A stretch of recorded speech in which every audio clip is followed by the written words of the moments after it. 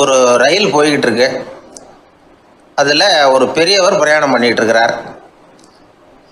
எதிரில் ஒரு பெரிய அதிகாரி, ஐஏஎஸ் ஆஃபீஸர் உட்காந்துருக்கிறார். ரெண்டு பேருக்கும் முன்ன பின்ன அறிமுகம் இல்லை. அவர் வேற யாரோ, இவர் வேற யாரோ. ஒரே ரயிலில் பிரயாணம் பண்ணிகிட்டு இருக்கிறாங்க. அதுவும் எதிர்த்த இருக்கையில். ஏதோ ஒரு நகரத்தில் வண்டி நின்றுது. ரெண்டு பேரும் கீழே இறங்கினாங்க. பெரியவர் ஒரு ட்ரங்கு பெட்டியோட கீழே இறங்கினார். அந்த அதிகாரி கையில் ஒரு சின்ன பெட்டி. அவர் அந்த சின்ன பெட்டியை கீழே வச்சுட்டு கூலி கூலின்னு கத்திக்கிட்டு இருந்தார். இந்த பெரியவர் பார்த்தார். ஐயா, இந்த பெட்டி மட்டும்தானா, இல்லை இன்னும் ஏதாவது இருக்குதா அப்படின்னு விசாரித்தார். இப்போ அதிகாரி சொன்னார், இல்லைங்க இது மட்டும்தான் அப்படின்னு சொன்னார். இதுக்கு என்னத்துக்காக கூலி ஆள், நானே எடுத்துக்கிட்டு வரேனே, வாங்க அப்படின்னு சொல்லி அந்த பெட்டியை இந்த பெரியவர் கையில் எடுத்துக்கிட்டார். எடுத்ததும் ரெண்டு பேரும் பேசிக்கிட்டே நடந்து வராங்க. இப்போ பெரியவர் சொன்னார், இப்போ உள்ள நாகரிகம் எப்படி இருக்குன்னா, சுமை கால் பணம், சுமக்கூலி முக்கால் பணம் அப்படிங்கிற மாதிரி இருக்கு. பணத்தை வீணாக்கிறதோட இது கௌரவம்னு வேற நினைக்கிறாங்க அப்படின்னார். அவர் சொல்கிறது சரிதான். 10 ரூபாய் மதிப்புள்ள ஒரு சுமையை 30 ரூபா கொடுத்து தூக்கிட்டு போவோம். நாமே அதை தூக்கினா நமக்கு கௌரவ குறைச்சல் அப்படின்னு நினைப்போம். இதுதான் நம்ம நிலைமை. ஆனால் அந்த பெரியவர் என்ன சொன்னார் தெரியுமா? நீங்கள் எங்கே போகணுமோ அது வரைக்கும் நானே இதை எடுத்துகிட்டு வரேன் அப்படின்னார். அந்த அதிகாரி பக்கத்தில் உள்ள ஒரு ஹோட்டல் வரைக்கும் போனார். பெரியவரும் அங்கே கொண்டுட்டு போய் பெட்டியை வச்சார். உடனே அந்த பெரிய அதிகாரி அவருக்கு பணம் கொடுக்கறதுக்காக பர்ஸை எடுத்தார். உடனே இவர், ஐயா எனக்கு கூலி எதுவும் வேணாம், உங்களுக்கு சேவை செய்கிறது என்னுடைய கடமை. நான் இந்த சேவையை செய்தது பணத்துக்காக இல்லை, அன்புக்காக அப்படின்னு சொல்லிவிட்டார். அதுக்கப்புறம் அவர் நன்றினார். ரெண்டு பேரும் பிரிஞ்சுட்டாங்க. இது முடிஞ்சது. அன்னைக்கு சாயந்தரம் அங்கே ஒரு பெரிய கூட்டம் நடக்குது. இந்த அதிகாரியும் அந்த கூட்டத்துக்கு போகிறார். மக்கள் கூட்டம் ரொம்ப அதிகம். அதனால் இந்த அதிகாரியும் ஒரு ஓரமாக உட்காந்துக்கிட்டார். அப்புறம் கொஞ்ச நேரத்தில் இந்த முக்கிய விருந்தினர் பேசுறதுக்காக வரார் மேடைக்கு. மேடையில் இருந்த பெரியவங்கள்லாம் எழுந்திரிச்சு நின்று அவருக்கு மாலை போட்டு மரியாதை செய்கிறாங்க. எங்கேயோ ஒரு மூலையில் உட்காந்துருந்தார் அதிகாரி. அவர் இதை கவனித்தார். அவருக்கு ரொம்ப ஆச்சரியம், அதிர்ச்சி. ஏன்னா அங்கே பேச வந்த முக்கிய விருந்தினர் வேற யாரும் இல்லை, இன்னைக்கு காலையில் இவர் பெட்டியை தூக்கிட்டு வந்தார் பெரியவர், அவர் தான். சரி, அந்த பெரியவர் யார் தெரியுமா? அவர் தான் ஈஸ்வர சந்திர வித்யாசாகர். கூட்டம் முடிஞ்சது. அதிகாரி அவரை தேடி ஓடினார். அவர் கைகளை பிடிச்சிக்கிட்டார். ஐயா என்னை மன்னிச்சுருங்க அப்படின்னாரு. அப்புறம் சொன்னார், அகங்காரங்கிற கெட்ட புத்தி தான் உண்மையை கண்கள்ல இருந்து மறைக்குது. அகங்காரம் தான் மனுஷனை அழிக்குது. நீங்கள் ரொம்ப பெரிய மனிதர், இருந்தாலும் மனிதத்தன்மையோடு நடந்துக்கிறீங்க. இந்த அன்பு, தயவு, பொறுமை இதெல்லாம் இல்லைன்னா மனிதனாக இருக்கிறதுல என்ன பிரயோஜனம் அப்படின்னு சொல்லிவிட்டு அந்த அதிகாரி போனாராம். மனிதத்தன்மைன்னா என்ன அப்படிங்கிற கேள்விக்கு இந்த பெரியவர் ஒரு உதாரணம். இப்பெல்லாம் அப்படியா இருக்கிறாங்க? ஒரு பெரியவர் ஒரு பெட்டியை தூக்கிட்டு வந்துக்கிட்டு இருக்கிறார். ஒரு இளைஞன் ஓடி வந்தான். கொடுங்க சார், நான் தூக்கிட்டு வரேன்னா. கொடுத்தார். வாங்கி தலையில் வச்சுக்கிட்டான். அப்புறம் சொன்னான், அடுத்தவங்க சிரமப்படக்கூடாதுங்கிறது என்னுடைய கொள்கை அப்படின்னா. அது நல்லது தான்னார் அவர். கடைசியில் பெட்டியை கொடுத்தான். வாங்கிக்கிட்டு பர்ஸை திறந்தார் பணம் கொடுக்கறதுக்காக. வேணாங்க அப்படின்னு விட்டான் அந்த இளைஞன். ஏன்னார்? நான் சொன்னேன் அடுத்தவங்க சிரமப்படக்கூடாதுங்கிறது என்னுடைய கொள்கைன்னு. அதனால் உங்களுக்கு சிரமம் கொடுக்கக்கூடாதுங்கிறதுக்காக வரும்பொழுது நானே உங்கள் பர்ஸை எடுத்து வேணுங்கிற பணத்தை எடுத்துக்கிட்டு திருப்பி உங்கள் பாக்கெட்லேயே போட்டுட்டேன் அப்படின்னா. இப்படி இருக்குது இந்த காலம். அதனால் வாழ்க்கையில் அன்பு, தயவு, பொறுமை இதெல்லாம் ரொம்ப அவசியம் அப்படிங்கிறத நாம் புரிஞ்சுக்கணும். எனக்கு வாழ்க்கையே வெறுத்து போச்சு சார் அப்படின்னு சொல்லிட்டு ஒருத்தர் வந்தார். வந்து கொஞ்ச நேரம் பேசினதுக்கப்புறம் அவர் அப்படி சொல்லியிருந்தால் அதில் ஒரு அர்த்தம் இருந்திருக்கும். வர்றதுக்கு முன்னாடியே வாழ்க்கை வெறுத்து போச்சுன்னு சொல்லிட்டு வர்றார். என்ன சார் விஷயம்னு விசாரித்தோம். எங்கள் வீட்டில் தினம் 3 வேளையும் ஒரே மாதிரி சாப்பாடு சார், வித்தியாசமே கிடையாது. இப்படியே 3 மாதமாக சாப்பிட்டுக்கிட்டு இருக்கிறேன். அதை விட பட்டினி கிடந்து செத்துடலாம்னு தோணுது அப்படின்னார். ஒரு பெரியவர் சொன்ன தத்துவத்தை சொல்கிறதுக்கு ஆள் கிடைக்காம தவிச்சுக்கிட்டு இருந்தோம். இப்போ ஒருத்தர் கிடைச்சிட்டார், விட்டுலாமா? உடனே அவரை உட்கார வச்சு சொல்ல ஆரம்பிச்சிட்டோம். அதாவது நாம் அனுபவிக்கிற உணர்வுகளில் களிப்பு, மகிழ்வு, ஆனந்தம் இது மூணுக்கும் ஒன்றுக்கு ஒன்று வித்தியாசம் உண்டு. மேம்போக்காக பார்க்குறதுக்கு இது மூணும் ஒன்று மாதிரி தோணும், ஆனால் அது அப்படி இல்லை. களிப்புங்கிறது உடம்பை பொறுத்தது, மகிழ்வுங்கிறது மனசை பொறுத்தது, ஆனந்தம்ங்கிறது ஆன்மாவை பொறுத்தது. இப்படி இந்த மூன்று வகையான அந்த சுவைப்புகளின் தன்மையும் வேற வேற. இப்போ முதல்ல களிப்புங்கிறத எடுத்துக்குவோம். நம்ம புலன்களுக்கு களிப்பை தரக்கூடிய பொருள்களுக்கு சில விசேஷ குணம் உண்டு. அது எப்படின்னா, சீக்கிரமே சலிப்பை உண்டு பண்ணும். ஒருத்தர் அந்த பொருளை எடுத்துக்கிட்டா அது இன்னொருத்தருக்கு குறைஞ்சிரும். உணவு, உடை இதெல்லாம் களிப்பை தரக்கூடிய பொருள்கள். இப்போ உதாரணத்துக்கு, ஒரு சாப்பாட்டு மேசையில் ஒரு பாத்திரத்தில் 10 இட்லி இருக்குது. அதில் ஒரு 2 இட்லியை நம்ம தட்டில் எடுத்து வச்சு சாப்பிட்றோம். நாம் சாப்பிட்ட அந்த இட்லி நிச்சயமாக எதிரில் உட்காந்துருக்கிறவருக்கு இல்லை, அவருக்கு உபயோகப்படாது. நாம் சாப்பிட்ட அதே இட்லியை அவரும் சாப்பிட முடியாது, அவர் வேற தான் எடுத்து வச்சுக்கணும். அது மாதிரி நாம் ஒரு சட்டையை எடுத்து போட்டுக்கிறோம், அதே சட்டையை அதே நேரத்தில் இன்னொருத்தர் போட்டுக்க முடியாது. புலன்களுக்கு களிப்பை தரக்கூடிய இது மாதிரி பொருள்கள்லாம் முதல் தடவை நமக்கு கொடுக்குற களிப்பை 2வது தடவையும் கொடுக்காது, 3வது தடவை இன்னும் குறையும், கடைசியில் வெறுப்பாக மாறிடும். ஒவ்வொன்றா இட்லியை தொடர்ந்து சாப்பிட்றோம்னு வச்சுக்கோங்க, முதல் இட்லி தரக்கூடிய சுவையை 30வது இட்லி தராது. முதல் தடவை புது சட்டையை போட்டுக்கிறப்போ நமக்கு இருக்கிற களிப்பு அதே சட்டையை 100வது தடவையாக போட்டுக்கிறோம்னு வைங்க, அப்போ இருக்குமா? இருக்காது. இதுதான் களிப்பு. அதாவது சீக்கிரமே சலிப்பை தரக்கூடியது. ஒருத்தர் எடுத்துக்கிட்டால் இன்னொருத்தருக்கு குறைஞ்சி போகக்கூடியது. ஆனால் மகிழ்ச்சிங்கிறது அப்படி இல்லை. ஒருத்தர் அனுபவிக்கிறதுனால இன்னொருத்தருக்கு குறைஞ்சி போகாது. இப்போ காலையில் சூரியன் உதயம் ஆகிறத பார்த்து சந்தோஷப்படுறோம், அதையே இன்னொருத்தரும் பார்த்து சந்தோஷப்படலாம். ஒரு நல்ல சங்கீதத்தை கேட்குறோம், ஒரு அழகான ஓவியத்தை ரசிக்கிறோம், நீங்கள் ரசிக்கிற அதே நேரத்தில் இன்னொருத்தரும் அதை ரசிக்கலாம். அதனால் அது குறைஞ்சி போகிறதில்ல. இது மகிழ்வு. ஆனால் ஒன்று, ஒரே பாடலை திரும்ப திரும்ப கேட்டுக்கிட்டு இருந்தால் கடைசியில் அலுப்பு தட்டும். அதாவது மகிழ்வுங்கிறது எப்படின்னா, மற்றவங்களோட பகிர்ந்து கொள்றதுனால குறையாது. ஆனால் ஒரே பொருள் மீண்டும் மீண்டும் அனுபவிப்பை தர்றப்போ முதல்ல மகிழ்வு அதிகரித்து அதுக்கப்புறம் அது மங்கி மறைஞ்சு போயிடும். இதுதான் அந்த மகிழ்வுங்கிறதுக்கு இலக்கணம். சரி, இப்போ 3வதாக சுகம் தரக்கூடிய ஆனந்தம்ங்கிறது எப்படின்னா, இது நமக்கு உள்ளே இருந்து சுரக்கிறது. மனசு சலனங்கள்லேருந்து விடுபடுறப்போ இந்த ஆனந்தம் நமக்கு கிடைக்கும். இது நிலையான சுகம், ஆத்ம சுகம். களிப்பிலிருந்து மகிழ்வுக்கும், மகிழ்விலிருந்து ஆனந்தத்துக்கும் செல்றது தான் மனிதன் நடத்த வேண்டிய முக்கியமான பயணம். இவ்வளவு விஷயத்தையும் கேட்டுட்டு இந்த காலத்து பையன் ஒருத்தன் வந்தான். சார், இப்போ நீங்கள் ஒரு சாப்பாட்டு மேசையில் ஒரு 10 இட்லி வைக்கிறீங்க, என்ன உட்கார வைங்க, எதிரில் இன்னொருத்தனை உட்கார வைங்க, நான் களிப்பு மகிழ்வுலாம் தாண்டி நேரடியாக ஆனந்தத்துக்கு பயணம் பண்ணி காட்டுறேன் அப்படின்னா. ஒன்றும் புரியல அவன் சொன்னது. அது எப்படி, என்ன பண்ணுவ நீ அப்படின்னு சொல்லி கேட்டோம் ஆச்சரியமாக. 2 இட்லி சாப்பிட்டா தானே சார் களிப்பு, நான் 10 இட்லியும் மொத்தமாக சாப்பிட்ருவேன், அடுத்தவனுக்கு எதுவும் கிடைக்காது, அவனுக்கு கிடைக்காதபடி நாமே சாப்பிட்டுடுறோம்ல, அதுதானே நமக்கு ஆனந்தம் அப்படின்னு அதுக்கு ஒரு விளக்கம் சொல்கிறான். ஒரு ஊரில் ஒரு மன்னர் இருந்தார். அவர் பக்கத்து தேசத்து மேலே படையெடுக்கணும்னு நினச்சிக்கிட்டு இருந்தார். அதையும் தன்னுடைய நாட்டோட சேர்த்துக்கணுங்கிற ஆசை. எப்போ படையெடுக்கலாம்னு யோசிச்சுக்கிட்டு இருந்தார். இப்படி யோசிச்சுக்கிட்டு இருந்த சமயத்தில் ஒரு பெரியவர் அவரை தேடிக்கிட்டு வந்தார். அவர் அடிக்கடி வருவார், அவர்கிட்ட பேசிக்கிட்டு இருப்பார். இப்போ அப்படி தான் வந்தார். என்ன மன்னா யோசனைன்னாரு. இவர் தன்னுடைய யோசனையை சொன்னார். இந்த சமயத்தில் மன்னருக்கு தாகம் எடுத்தது, தண்ணி குடிக்கணும் போல இருந்தது. உடனே அங்கே இருந்த ஒரு அரண்மனை பணியாளரை கூப்பிட்டார். போய் கொஞ்சம் தண்ணி கொண்டு வாப்பா அப்படின்னார். அந்த பணியாளர் போனார், ஒரு கோலையில் தண்ணி கொண்டு வந்தார், ராஜா கிட்ட நீட்டினார்.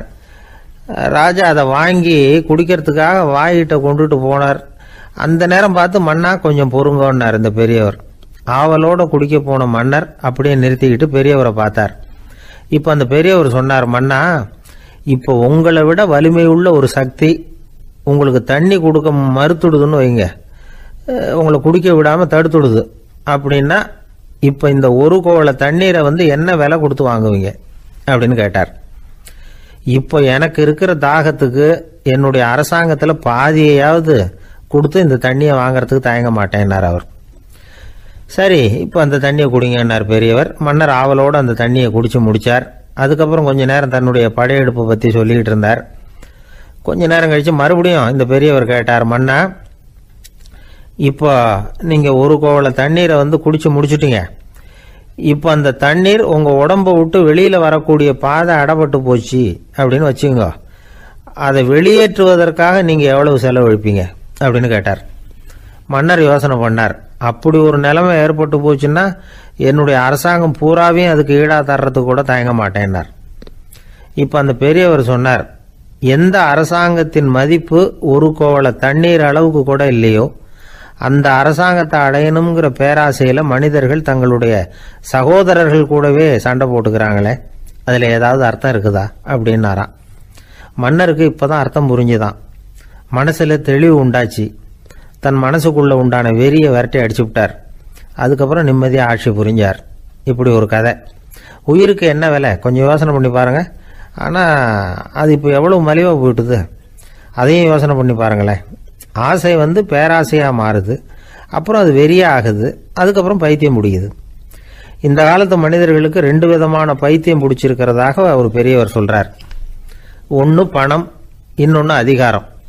இதெல்லாம் எவ்வளவு காலத்துக்கு நீடிக்கும்? ஒரு சர்வாதிகார நாட்டில் 3 பேர் ஜெயிலில் இருட்டு அறையில் பேசிக்கிட்டு இருக்கிறாங்க. நீ எப்படி இந்த ஜெயிலுக்கு வந்த அப்படின்னு ஒருத்தர் கேட்டாராம். இந்த நாட்டு ராஜாவை ஆதரித்து நான் பிரச்சாரம் பண்ணினேன், அதனால் கூட்டத்தில் தகராறு வந்துட்டுது, கலவரமாக போச்சு, அதுக்கு நான் தான் காரணம்னு அரெஸ்ட் பண்ணி இங்கே கொண்டாந்து போட்டாங்க அப்படின்னாராம் அவர். சரி, நீ எப்படி இங்கே வந்த அப்படின்னு இன்னொருத்தரை பார்த்து கேட்டிருக்கார். நான் இந்த நாட்டு ராஜாவை எதிர்த்து பிரச்சாரம் பண்ணேன், அதனால் கலவரம், அரெஸ்ட் பண்ணி கொண்டாந்து போட்டாங்கன்னார். சரிப்பா, நீ எப்படி அங்கே வந்த அப்படின்னு 3வது ஆளை பார்த்து இவங்க கேட்டாங்களாம். இதுக்கு அந்த ஆள் மெதுவாக வெளிச்சத்துக்கு நான் தான் இந்த நாட்டு ராஜா அப்படின்னாராம். ஒரு ஊரில் ஒரு ஆள் இருந்தான். கற்பனையிலேயே காலத்தை கடத்திக்கிட்டு இருந்தான். ஒரு நாள் ஒரு மரத்தடியில் உட்காந்துருந்தான். அவனுக்கு பசிக்கிற மாதிரி தெரிஞ்சுது. உடனே கற்பனையிலேயே சாப்பிட ஆரம்பிச்சிட்டான். அதாவது எதிரில் இலை போட்டு சாப்பாடு போடப்பட்டிருக்கிறதாகவும் அதை இவன் சாப்பிட்றதாகவும் நினச்சிக்கிட்டு கையை மட்டும் வாய்க்கும் தரைக்குமா அப்படியும் இப்படியும் கொண்டுகிட்டு போய் பாவனை பண்ணிகிட்டே இருக்கிறான். தூரத்தில் இருந்து பார்க்குறவங்களுக்கு இவன் ஏதோ பலமான விருந்து சாப்பிட்டுக்கிட்டு இருக்கிறான் அப்படின்னு தான் தோணும். அது மாதிரியே பண்ணிக்கிட்டு இருந்தான். அந்த வழியாக ஒரு சன்னியாசி வந்துக்கிட்டு இருந்தார். இவனை பார்த்தார். என்ன இவன் இப்படி பண்ணிகிட்டு இருக்கிறானே அப்படின்னு நினச்சாரு. கொஞ்ச நேரம் அவனையே உத்து பார்த்துக்கிட்டு இருந்தார். இவரை பார்த்ததும் அவன் இன்னமும் சுவாரஸ்யமாக சாப்பிட ஆரம்பிச்சிட்டான். அப்பப்பா, என்ன இது, இந்த குழம்பு இவ்வளவு காரமாக இருக்குது, என்னுடைய நாக்கே எரிஞ்சு போடும் போல இருக்கு அப்படின்னு சொல்லிக்கிட்டு பக்கத்தில் ஒரு குவளையை எடுத்து தண்ணி குடிக்கிறது மாதிரி பாவனை பண்ணுறான். அப்பாடா, இப்போ கொஞ்சம் பரவாயில்ல அப்படின்னு சொல்லிக்கிட்டு குவளையை கீழே வைக்கிறது மாதிரி ஒரு பாவனை பண்ணுறான். சன்னியாசி பார்த்தார். என்னப்பா, சாப்பாட்டில் காரம் அதிகமோ அப்படின்னார். ஆமாம் சுவாமி, ஞாபகம் மறதியில் கொஞ்சம் மிளகாய் அதிகமாக சேர்த்துக்கிட்டேன் அப்படின்னா. சரி சாப்பிடு அப்படின்னு சொல்லிட்டார். அவன் சாப்பிட்டு முடிக்கிற வரைக்கும் பொறுமையாக உட்காந்துருந்தார். அவன் அப்பாடா அப்படின்னு சொல்லிட்டு மறுபடியும் தண்ணியை எடுத்து குடித்தான். எல்லாம் கற்பனையிலேயே. அதுக்கப்புறம் சன்னியாசி பேச ஆரம்பித்தார். இதை பாருப்பா, உன்னுடைய கற்பனையை நான் மெச்சுறேன், இருந்தாலும் உன் சாப்பாட்டில் ஒரு இனிப்பையும் வச்சுருக்கலாமே, ஏன் மிளகாயை அளவுக்கு அதிகமாக போட்டுவிட்டு அவஸ்தைப்படுறேன் அப்படின்னார். அவன் யோசிக்க ஆரம்பித்தான். அதுக்கப்புறம் இவர் சொன்னார், இதை பாருப்பா, இனிமேல உன்னுடைய கற்பனையும் உயர்ந்ததாக இருக்கட்டும் அப்படின்னு உபதேசம் பண்ணிவிட்டு போனார். எப்பவும் உயர்வை பற்றியே சிந்திக்கணும். உயர்வு கிடைக்கலன்னா கூட அப்படி சிந்திக்கிறத நிறுத்தப்படாது அப்படிங்கிறார் திருவள்ளுவர். உள்ளுவது எல்லாம் உயர் உள்ளல், மற்ற அது தள்ளினும் தள்ளாமை நேர்த்து. ஊக்கம் இல்லாமல் உலகத்தில் வாழ்ந்து பிரயோஜனம் இல்லை. அதனால் உயர்வாகவே சிந்திக்கணும். அது நம்மளை ஊக்கப்படுத்தும். இது பெரியோர் வாக்கு. இந்த உலகத்தில் கற்பனையிலேயே வாழ்கிற சில கஞ்சர்களும் உண்டு. அதாவது 2 கஞ்சர்கள், 2 பேரும் பக்கத்து ஊரில் இருந்தாங்க. பொங்கல் சமயம் ஒரு கஞ்சன் தன்னுடைய மகனை கூப்பிட்டான். இதை பாருப்பா, பக்கத்து ஊரில் என்னுடைய நண்பன் ஒருத்தன் இருக்கிறான், அவனுக்கு பொங்கல் பரிசு ஏதாவது கொடுக்கணும், நான் ஒரு 4 ஆட்டுக்குட்டியை தரேன், நீ கொண்டுகிட்டு போய் கொடுத்துட்டு வந்து விட்றியா அப்படின்னு கேட்டான். சரி, நான் புள்ள ஒரு பைய கையில் எடுத்துக்கோன்னா அவன் எடுத்துக்கிட்டான். இந்த ஆட்டுக்குட்டி பிடிச்சிக்கோ அப்படின்னு சொல்லி ஒவ்வொன்றா போடுறேன் பார் அப்படின்னு சொல்லிட்டு 1 2 3 4 அப்படின்னு எண்ணிக்கிட்டே வெறும் சைகையாலேயே ஆட்டுக்குட்டியை பிடிச்சி போடுறது மாதிரி பாவனை பண்ணிகிட்டு இருக்கிறான். அவன் பிள்ளையும் அதை ரொம்ப அக்கறையாக வாங்கிக்கிறது மாதிரி வாங்கிக்கிட்டு அந்த பையை தூக்கிக்கிட்டு அடுத்த ஊருக்கு போகிறான். இவன் அங்கே போய் சேர்ந்த நேரத்தில் அந்த கஞ்சன் ஊரில் இல்லை, எங்கேயோ வெளியில் போயிருக்கிறான். அவனோட புள்ள மட்டும்தான் வீட்டில் இருந்தான். இவன் அவன்கிட்ட இதை பாரு, எங்கள் அப்பா உங்கள் அப்பாவுக்கு ஆட்டுக்குட்டி கொடுத்து அனுப்பியிருக்கிறாரு, பிடிச்சிக்கோ அப்படின்னு சொல்லி பாவனையிலேயே ஒவ்வொன்றா எடுத்து அவங்ககிட்ட கொடுத்துட்டான். அவனும் வாங்கிட்டான் வாங்கிறது மாதிரி. அப்புறம் சொன்னான், சரிப்பா நானும் பதிலுக்கு ஏதாவது ஒன்றுகிட்ட கொடுக்கணும் இல்லையா, அதனால் அந்த பையை பிடி, ஒரு 10 எலுமிச்சம்பழம் தரேன், பதிலுக்கு அதை நீ எடுத்துகிட்டு போ அப்படின்னு சொல்லி கையாலேயே ஒவ்வொன்றா எடுத்து போடுறது மாதிரி பாவனை பண்ணிவிட்டான். அவனும் ரொம்ப நன்றி அப்படின்னு சொல்லிவிட்டு அதை வாங்கிட்டு போயிட்டான். கொஞ்ச நேரம் கழித்து வெளியில் போயிருந்த அப்பங்காரன் திரும்பி வந்தான். உள்ள சொன்னான், அப்பா உன்னோட நண்பர் அவருடைய மகன் மூலமாக உனக்கு 6 ஆட்டுக்குட்டி கொடுத்து அனுப்பியிருந்தார், நானும் பதிலுக்கு ஒரு 10 எலுமிச்சம்பழம் கொடுத்து அனுப்பியிருக்கிறேன் அப்படின்னா. எப்படிடா கொடுத்தேன்னு கேட்டார் அப்பா. இப்படி தான் கொடுத்தேன்னு சொல்லி சைகையிலேயே காட்டினான். இதை பார்த்ததும் அப்பங்காரனுக்கு பயங்கரமாக கோபம் வந்துட்டுது. பலார்னு அரைஞ்சுட்டான் பையனை. ஏன்ப்பா அரைஞ்ச, 10 எலுமிச்சம்பழம் கொடுத்துட்டேனே அப்படிங்கிறதுக்காகவா அப்படின்னு கேட்டான். அது கூட பரவாயில்ல, நீ காட்டுற சைகையை பார்த்தா ஆரஞ்சு பழம் சைஸுக்கு இருக்குதே, அவ்வளவு பெருசாக ஏன் கொடுத்த, அதுதான் எனக்கு கோபம் அப்படி. ஒரு பெரிய தத்துவ சிந்தனையாளர் இருந்தார், சுவாங்சு அப்படின்னு பேர். அவருடைய மனைவி ஒரு நாள் திடீர்னு காலமாயிட்டாங்க. ஐயோ பாவம், அவர் ரொம்ப வருத்தப்படுவார், போய் ஆறுதலாக 4 வார்த்தை பேசிவிட்டு வரலாம் அப்படின்னு நினச்சிக்கிட்டு நிறைய பேர் அவரை தேடிட்டு வந்தாங்களாம். வந்தவங்களுக்கு ஆச்சரியம், ஏன்னா இவர் வருத்தப்பட்டுக்கிட்டு இருப்பார் அப்படின்னு தானே எதிர்பார்த்தாங்க. அப்படி இல்லை, தாளம் போட்டுக்கிட்டு உட்காந்துருக்கிறார், தாளத்துக்கு தகுந்த மாதிரி பாட்டு வேற பாடிக்கிட்டு இருக்கிறார்.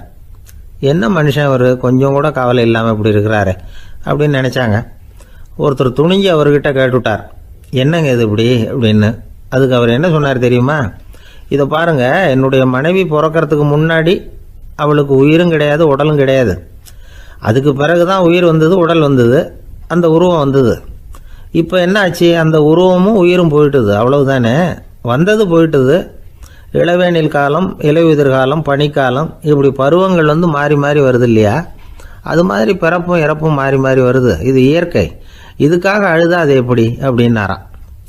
ஞான தெளிவு அடைஞ்சவங்களுக்கு எல்லாமே சுகம்தான். திருவள்ளுவரும் அதை தான் சொல்கிறார், உறங்குவது போலும் சாக்காடு, உறங்கி விழிப்பது போலும் பிறப்பு. தூங்கிறதுக்கெல்லாம் நாம் வருத்தப்பட்டுக்கிட்ட இருக்கிறோமா, இன்றைக்கி தூங்க வேண்டியிருக்குதே, இன்னும் கொஞ்சம் நேரத்தில் நான் தூங்க வேண்டியிருக்கு அப்படின்னு சொல்லி யாராவது அழுதுகிட்டு இருப்பாங்களா? அதனால் இந்த உலக வாழ்க்கையினுடைய இயல்பை யதார்த்தத்தை நாம் தெளிவாக புரிஞ்சுக்கணும். அப்படி புரிஞ்சுக்கிட்டால் நாம் கவலை இல்லாமல் வாழ முடியும். ஒரு வயசான தாத்தா பாட்டி 60 வருஷத்துக்கு முன்னாடி அவங்களுக்கு கல்யாணம் ஆச்சு, ஒன்றாவே வாழ்ந்தாங்க, ஒன்றாவே இறந்து போனாங்க. இப்போ அவங்க 2 பேரும் சொர்க்கத்துக்கு போய் சேர்ந்தாங்க. அங்கே எல்லா வசதியும் இருந்தது. ஒரு பெரிய பங்களாவே இவங்களுக்கு ஒதுக்கி கொடுத்தாங்களாம். இதுக்கு எவ்வளவு வாடகைன்னு கேட்டார் தாத்தா. வாடகையெல்லாம் கிடையாது, இலவசம் அப்படின்னார் அங்கே இருந்தவர். அந்த வீட்டுக்கு பின்னாடி ஒரு பெரிய புல்வெளி இருந்தது. இதில் விளையாட ஏதாவது கட்டணம் உண்டான்னு கேட்டிருக்கார் தாத்தா. அதெல்லாம் ஒன்றும் கிடையாது, பணம்லாம் கட்ட வேண்டியதில்லை அப்படின்னார் அவர். பக்கத்தில் ஹோட்டல் மாதிரி ஒரு பெரிய கட்டடம், உள்ள சாப்பாட்டு மேஜைகள், அது மேலே விதவிதமான பலகாரங்கள். சாப்பாட்டுக்கெல்லாம் எவ்வளவு அப்படின்னு விசாரிச்சாராம் தாத்தா. அதுதான் சொன்னேனே, இங்கே எல்லாமே இலவசம்தான், எது வேணும்னாலும் சாப்பிட்லாம், எவ்வளவு வேணும்னாலும் சாப்பிட்லாம் அப்படின்னாரா. நீங்கள் சொல்கிறீங்க அப்படி, ஆனால் நான் சர்க்கரை சேர்த்துக்கக்கூடாது, உப்பு சேர்த்துக்கக்கூடாது, பாட்டி கையால் எப்பவும் பத்திய சாப்பாடு தான் அப்படின்னாராம் தாத்தா. இதை பாருங்கள், இங்கே உங்களுக்கு அந்த கவலையும் வேண்டியதில்லை. இங்கே நீங்கள் ஸ்வீட்டு சாப்பிட்லாம், காரம் சாப்பிட்லாம், உங்களுக்கு எந்த நோயும் வராது அப்படின்னாராம் அங்கே சொர்க்கத்தில் இருந்தவர். இதை கேட்ட உடனே அந்த தாத்தா பக்கத்தில் நின்ன பாட்டியை பார்த்து கத்தினாராம், அடி பாவி, எல்லாத்தையும் கெடுத்துட்டியே, நீ எனக்கு பத்திய சாப்பாடு போடாமல் கண்டதை திங்க விட்டுருந்தா 10 வருஷத்துக்கு முன்னாடியே நான் இங்கே சேர்ந்துருப்பேனே அப்படின்னாராம். வாழ்க்கையில் ரொம்பவும் அடிபட்டு அல்லல் போட்டுக்கிட்டு இருக்கிற ஒருத்தர் வந்தார். மனசு ரொம்பவும் நொந்து போய் பேசினார். இந்த உலகத்தில் மனுஷனாக பிறந்ததை விட மாடாக பிறந்திருக்கலாம் சார் அப்படின்னார். திடீர்னு வந்து என்கிட்ட இப்படி சொன்னால் அதுக்கு நான் என்னங்க பண்ண முடியும் அப்படின்னேன். உங்ககிட்ட வரணும்னு தோணுச்சு, அதனால் வந்தேன் அப்படின்னார். சரிங்க, இப்படி ஒரு யோசனை வந்ததுக்கு என்ன காரணம் அப்படின்னு சொல்லி அவர்கிட்ட கேட்டேன். அதுக்கு அவர் சொன்னார், என் பையனுக்கு வேலை தேடுறேன் கிடைக்கல, பொண்ணுக்கு மாப்பிள்ளை தேடுறேன் கிடைக்கல, வீடு கட்டுறதுக்கு கடன் கேட்குறேன் கிடைக்கல, மாடாக பிறந்திருந்தா இது மாதிரி கவலையெல்லாம் கிடையாதுல்ல, பேசாமல் வைக்கோலை தின்னுக்கிட்டு அசை போட்டுக்கிட்டே கடந்து விடலாமே அப்படின்னார் அலட்சியமாக. அதுக்கப்புறம் தான் அவர் சொன்ன கருத்தை நானும் கொஞ்சம் அசை போட ஆரம்பித்தேன் மனசுக்குள்ளே. இப்போது இயற்கையை பொறுத்த வரைக்கும் அது நாம் எல்லாரும் மகிழ்ச்சியாக வாழணும் அப்படின்னு தான் விரும்புது. விலங்குகள், பறவைகள், தாவரங்கள், அப்புறம் மற்ற உயிரினங்கள் எல்லாமும் நல்லபடியாக இருக்கணும் அப்படிங்கிறது தான் இயற்கையோட விருப்பம்.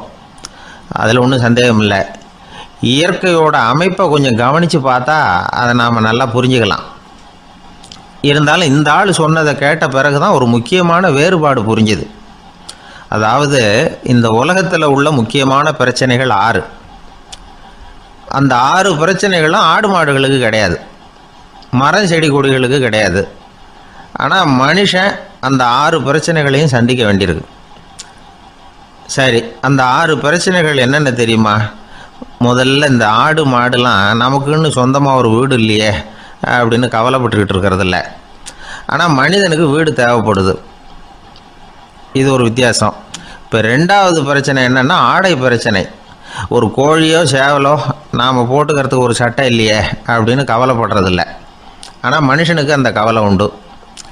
சரி, இப்போ 3வது என்னன்னு பார்த்தா கல்வி பிரச்சனை. ஒரு பசுமாடு கவலையோடு நின்றுக்கிட்டு இருக்கு அப்படின்னு வச்சுக்குவோம். நீங்கள் அதுக்கிட்ட போய் ஏன் பசுமாடை கவலையோடு நின்றுக்கிட்டு இருக்கிற அப்படின்னு கேட்குறீங்க. என் கண்ணுக்குட்டிக்கு எல்கேஜியில் இடம் கிடைக்கல, டொனேஷன் கொடுக்கறதுக்கு கையில் பணமும் கிடையாது, சிபாரிசுக்கு யாரை பிடிக்கிறதுன்னு தெரியல, இப்படியா சொல்லிகிட்டு இருக்கோம். அதுக்கு அந்த கவலையெல்லாம் கிடையாது. ஆனால் மனிதனுக்கு அந்த கவலை உண்டு. 4வது என்னன்னு பார்த்தீங்கன்னா வேலைவாய்ப்பு பிரச்சனை. வேலை கிடைக்கலையே அப்படின்னு வேப்ப மரம் கவலைப்படுறதில்ல, ஆனால் மனுஷன் கவலைப்படுறான். 5வது என்னன்னு பார்த்தா கல்யாண பிரச்சனை. எருமை மாடு பசு மாடு எல்லாம் பொண்ணுக்கு மாப்பிள்ளை தேடிக்கிட்டாலே இது பேப்பரில் மணமகன் தேவை அப்படின்னு விளம்பரமாக கொடுக்குது, அதெல்லாம் கிடையாது. 6வது என்னன்னு பார்த்தீங்கன்னா பணம் சம்பந்தமான பிரச்சனை. ஆடு மாடுலாம் பணத்தை சேமிக்கணும்னோ ஏதாவது நிதி நிறுவனத்தில் முதலீடு பண்ணணும்னோ நினச்சிக்கிட்டு இருக்கிறதில்ல. பணத்தை எப்படி காப்பாற்றுறது அப்படிங்கிற கவலையும் அதுகளுக்கு கிடையாது. குதிரை வந்து குளம்போடு பிறக்குது, அதனால் அது காடு மேடெல்லாம் கவலை இல்லாமல் தெரியலாம். ஆடு வந்து உடம்புல ரோமத்தோடு பிறக்குது, அதனால் அது குளிரை பற்றி கவலைப்பட வேண்டிய அவசியம் இல்லை. ஆனால் மனுஷனை பார்த்திங்கன்னா அவன் தான் ஒன்றுமில்லாமல் பிறக்கிறான். ஏன் இந்த பாகுபாடு அப்படின்னு கேட்டால் இதை பற்றி கொஞ்சம் சிந்திச்சு பார்க்கணும். அதாவது இந்த சந்தேகத்தை ஒரு பெரியவர்கிட்டையும் கேட்டேன். அவர் சொன்னார் இதுக்கு பதில். அவர் இதே கேள்வியை இயற்கை கிட்ட கேட்டாராம். இயற்கை பதில் சொல்லிச்சான். வேறு யாருக்கும் கொடுக்காத ஒரு வலுவான கருவியை, ஒரு பவர்ஃபுல் வெப்பன் மனுஷனுக்கு கொடுத்துருக்குறேன்னு, அந்த கருவியை உபயோகப்படுத்தி அந்த 6 பிரச்சனையை மட்டும் இல்லை 6 கோடி பிரச்சனைகள் இருந்தாலும் அதையெல்லாம் சமாளிக்கலாம். அது கருவி என்ன தெரியுமா? அதுதான் 6வது அறிவு. அதை உபயோகப்படுத்தினா காலுக்கு செருப்பு தயார் பண்ணிக்கலாம், குளிருக்கு போர்வை தயார் பண்ணிக்கலாம், என்ன வேணும்னாலும் செய்யலாம் அப்படின்னு இயற்கை பதில் சொல்லிச்சான். அதனால் நாம் செய்ய வேண்டியது என்னென்னா இயற்கையை முதல்ல சரியாக புரிஞ்சுக்கணும். இயற்கையின் படைப்பையே நாம் வந்து சரியாக புரிஞ்சுக்கிறது இல்லையே, அதுதான் வேதனை. இந்த கதையை கேளுங்க. இப்போ நகரத்திலேருந்து ஒரு ஆள் கிராமத்துக்கு வந்தான்.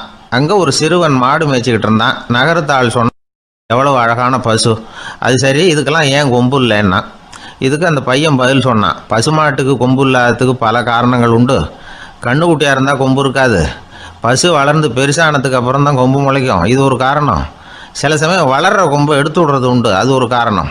ஆனால் இதுக்கு ஏன் கொம்பு இல்லைன்னு கேட்குறீங்க, அதுக்கு என்ன காரணம்னா இது பசு இல்லை குதிரை அப்படின்னானா. ஒரு சிகை அலங்கார கூடம், ரொம்ப சுறுசுறுப்பாக எல்லாரும் வேலை செஞ்சுக்கிட்டு இருக்கிறாங்க.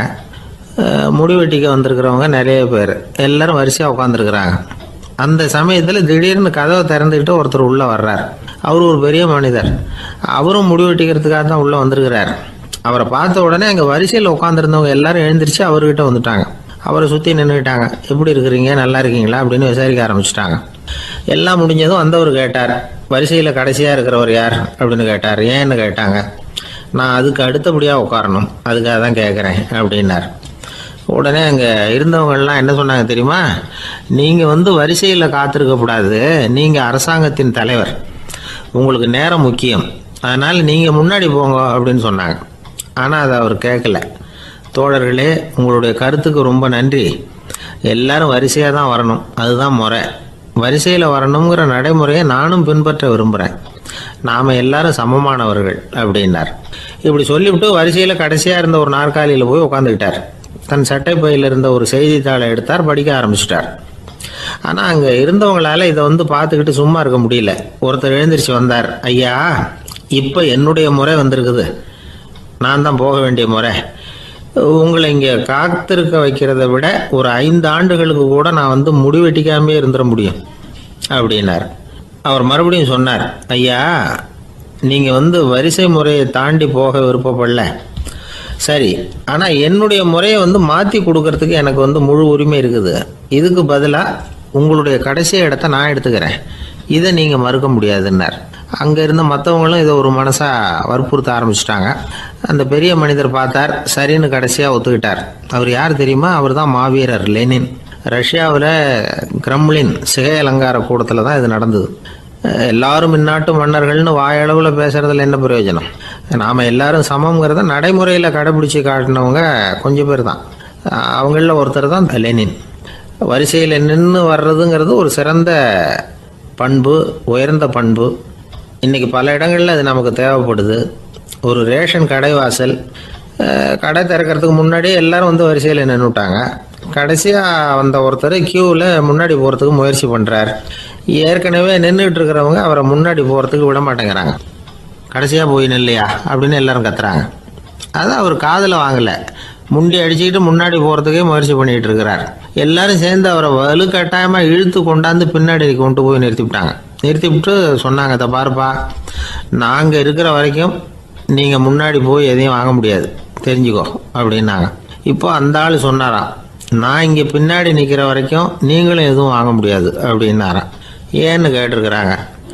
நான் தான் அந்த கடையை திறக்க வேண்டிய ஆள் அப்படின்னா. கிபி 1078 வருஷம் மார்ச் மாதம் 19ஆம் தேதி திங்கட்கிழமை அதிகாலை நேரம் ஒரு குழந்தை பிறந்தது. எங்க தெரியுமா? காஸ்பியன் கடலுக்கு தெற்கே பாரசீக மொழி வழங்கிய தபரிஸ்தான் மாநிலத்துல ஜீலான்கிற புனித நகர், அதோட புறநகர் பகுதியில் உள்ள நீப்புங்கிற ஊர்ல தான் அந்த குழந்தை பிறந்தது. அந்த இடம் இப்போ ரஷ்யாவில் இருக்கு. அந்த குழந்தை யாருன்னு நினைக்கிறீங்க? அதுதான் முஹித்தீன் பெருமான், ஆன்மீக சாதனைகள் புரிந்த மகான் முஹித்தீன் ஆண்டகை. தன்னுடைய 18வது வயசுல உயர்கல்விக்காக ஜீலான் நகரத்தை விட்டு பகுதாத் நகரத்துக்கு புறப்பட்டு போறார். இளம் பிராயம் தானே, அதனால துணைக்கு ஒரு வர்த்தக கூட்டத்தோட சேர்ந்து போயிட்டு இருக்கிறார். ரொம்ப தூரம் போகணும். ஒவ்வொரு இடமா தங்கி தங்கி போயிட்டு இருக்கிறாங்க. ஒரு இடத்துல ஒரு கொள்ளை கூட்டம் பயங்கரமான ஆயுதங்களோட அவங்கள வழிமறிச்சுட்டுது. அந்த வர்த்தக கூட்டம் வச்சிருந்த பொருள்களை எல்லாம் அவங்க பறிச்சு விடுறாங்க. இவங்களும் பயந்துகிட்டு இருந்தது எல்லாத்தையும் அவங்க கிட்ட கொடுத்துடுறாங்க. முஹித்தீன் ஆண்டகை மட்டும் இதையெல்லாம் பார்த்துக்கிட்டு தனியா ஒதுங்கி நிற்கிறார். ஒரு 18 வயசு பையன் மட்டும் இப்படி தனியா அநாத சிறுவன் மாதிரி நின்றுட்டு இருக்கிறத அந்த கொள்ளை கூட்டத்தில் இருந்த ஒருத்தன் பாக்குறான். கிட்ட நெருங்கி வர்றான். அலட்சியமாகவும் கிண்டலாகவும் உங்ககிட்ட ஏதாவது இருக்குதா அப்படின்னு கேட்கறான். இவங்கிட்ட என்ன இருக்க போகுது அப்படிங்கிற நம்பிக்கையில அவன் அப்படி கேட்கறான். உடனே இவரு, ஓ இருக்குதே, என்கிட்ட 40 தீனார் இருக்கு அப்படிங்கிறார். இப்படி சொல்லியும் அந்த கொள்ளைக்காரனுக்கு நம்பிக்கை வரல. என்னிடம் விளையாடாத, பொய் சொல்லாத, உண்மையை சொல்லு அப்படிங்கிறான் அவன். உண்மையைத்தான் சொல்றேன், என்கிட்ட 40 தீனார் இருக்கு அப்படிங்கிறார் இவர். எங்க வச்சிருக்கிற அப்படின்னு கேக்குறான். சட்டையின் விழாப்புறத்துல உள்ள பகுதியில அதை வச்சு தச்சிருக்கிறாங்க அப்படின்னு உண்மையை சொல்றார். உடனே கொள்ளை கூட்ட தலைவன் அதை கத்தியால கீறிப்பார் அப்படின்னு உத்தரவு போடுறான். அந்த சட்டையை கிழிக்கிறாங்க. உள்ள இருந்து 40 பொற்காசுகளும் பொல பொலன்னு கீழே கொட்டுச்சு. அதை பார்த்த உடனே அந்த கொள்ளை கூட்ட தலைவன் மலைச்சு போய் நின்னுட்டான். காசை பார்த்துட்டு அவன் மலைச்சு போகல. பொய் பேசாத அந்த பையனோட நேர்மையை பார்த்துட்டு அவன் அப்படி நின்னான். மெதுவா அந்த பையன்கிட்ட வந்தான். ஏன்பா நீ என்ன பணக்கார குடும்பமா அப்படின்னு கேட்டான். அப்படிலாம் இல்ல, எனக்கு அப்பா இல்ல, அம்மா மட்டும்தான் உண்டு. எங்க அப்பா எனக்குன்னு விட்டு போன சொத்தே இந்த 40 தீனார் தான் அப்படின்னாரு இவர். அப்படி இருந்துமா உண்மை பேசணும்னு ஆசைப்பட்டேன். என்கிட்ட ஒண்ணும் இல்லைன்னு ஒரு வார்த்தை சொன்ன உன்னை விட்டுருப்போமே அப்படின்னா அவன். அப்படி இல்லைங்க, நான் இறைவன் திருநாமத்தை அறியக்கூடிய கல்வி ஞானத்துக்காக இப்ப போயிட்டு இருக்கிறேன். இறைவன் திருநாமத்தை உச்சரிக்க வேண்டிய நாவால பொய் பேசக்கூடாதுன்னு எங்க அம்மா சொல்லியிருக்கிறாங்க. அதனால நான் எப்பவுமே பொய் சொல்ல மாட்டேன் அப்படின்னு என்னுடைய தாய்க்கு வாக்கு கொடுத்திருக்கிறேன் அப்படின்னார் அவர். முகையத்தின் பெருமான் வார்த்தைகளை கேட்ட அந்த கொள்ளையர்கள் மனம் திருந்தி நல்லவங்களா ஆயிடுறாங்க. அந்த கொள்ளையர் தலைவன் பிற்காலத்துல ஒரு பெரிய மகான் ஆயிடுறார். பெரியவர்கள் வாழ்க்கையில நடக்கிற இது மாதிரி சம்பவங்கள் தான் நாம நல்ல விதமா வாழறதுக்கு துணையா இருக்கும். அந்த காலத்துல கொள்ளையர்களே பெரியவங்க செயலை பார்த்து மனம் திருந்தி இருக்கிறாங்க. இந்த காலத்துல யார் இப்படி இருக்கிறா? இந்த காலத்துல மகான் ஒருத்தரை பார்த்தேன், எனக்கு வேண்டியப்பட்ட மகான். ஏங்க நீங்களும் மகான் ஆகிறதுக்கு முன்னாடி கொள்ளை அடிச்சுட்டு இருந்தீங்களா அப்படின்னு கேட்டேன். அவர் மெதுவா கண்ணை திறந்து என்ன நிமிந்து பார்த்தார். அப்படி இல்லப்பா, நான் கொள்ளை அடிக்கிறதுக்காகத்தான் மகானாவே ஆகி இருக்கிறேன் அப்படின்னு சொல்லிவிட்டு மறுபடியும் கண்ணை மூடிட்டார்.